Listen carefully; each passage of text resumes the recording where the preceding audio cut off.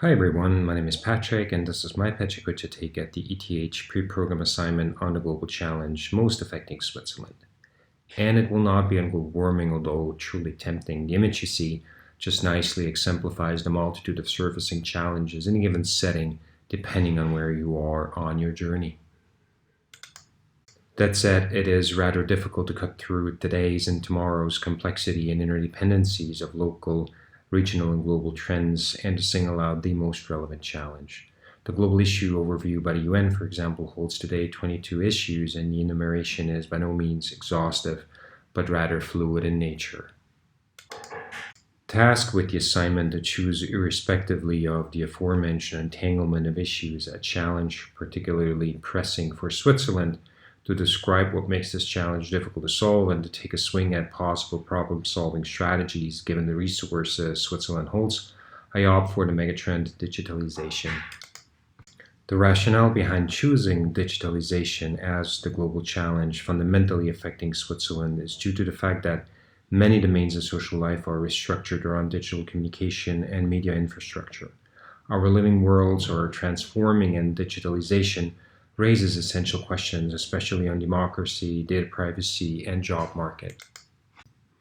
Let's start with obtaining a common understanding of digitalization and why this mega trend is of particular relevance for Switzerland. It is only by grasping the magnitude of the impact of digitalization on the world and Switzerland in particular that we can start to understand the problem-solving complexity.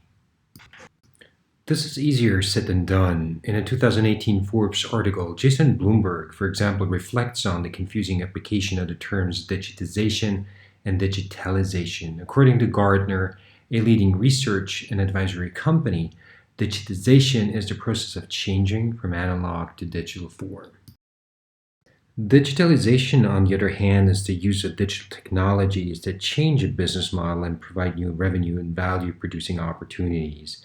It is the process of moving to a digital business. For example, neobanks such as N26 in Germany redesigned banking processes front to back on the basis of a mobile-first banking experience. Viewed more from a societal and not so much from a narrowing business perspective, digitalization is not a technical evolution but rather an industrial and social transformation driven by citizens and customers. There are endless possibilities to change the way we live, work, and communicate with new technology. I think it is exactly this technology-fueled structural momentum, the systemic impact on countries, companies, industries, and societies, which Klaus Schwab, founder and executive chairman of the World Economic Forum, has branded as the fourth industrial revolution, that makes digitalization possibly the single most interconnected challenge we've ever faced. Let's pause for a minute and digest this truly colossal challenge, and let's try to better understand what needs to be solved. It's not that technology is by nature evil and requires extinction.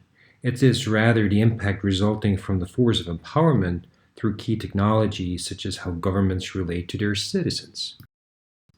Or to put it differently, the challenge is to get empowered actors recognizing that they are part of a distributed power system that requires more collaborative forms of interaction to succeed.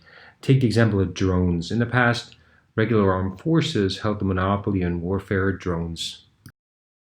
This has lately radically changed. According to a May 19 article in the Wall Street Journal, Yemen's Houthi rebels, for example, have launched armed drones attacks with far more precision and reach than the US have publicly acknowledged, showing how readily available technology is creating new dangers for America and its allies in the Middle East. And this is just an example of how the lack of inclusive empowerment or the lack of adaptive governance principles in an age of disruption can turn technological developments into destructive energy. The exponential impact of the technological innovations deconstruct and vaporize traditional governance frameworks with unprecedented force and speed.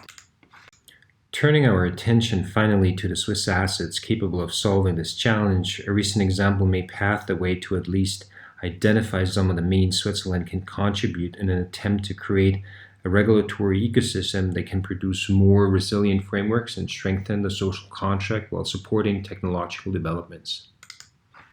The example I would like to apply to exemplify Switzerland's governance framing capabilities is Libra, a permissioned blockchain-based digital currency proposed by Facebook. The plan is for the Libra token to be backed by financial assets such as a basket of currencies and US Treasury securities in an attempt to avoid volatility.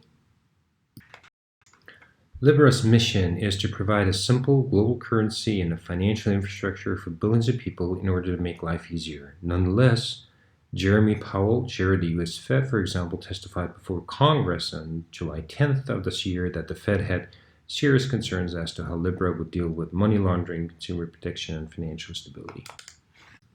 How come that the regulatory community unanimously responded with criticism? What if they acted differently? The Libra Association is domiciled in Geneva, and this is for good reasons. According to the association, Switzerland has a history of global neutrality and openness to blockchain technology, and the association thrives to be a neutral international institution. And I think that it is this commitment of Switzerland to innovation, especially in the context of blockchain, and the respective continuous evidencing through regulatory initiatives, political assurance, and to some extent risk-taking, that nurtures the necessary belief in the Swiss regulator to support technological developments without stifling innovation.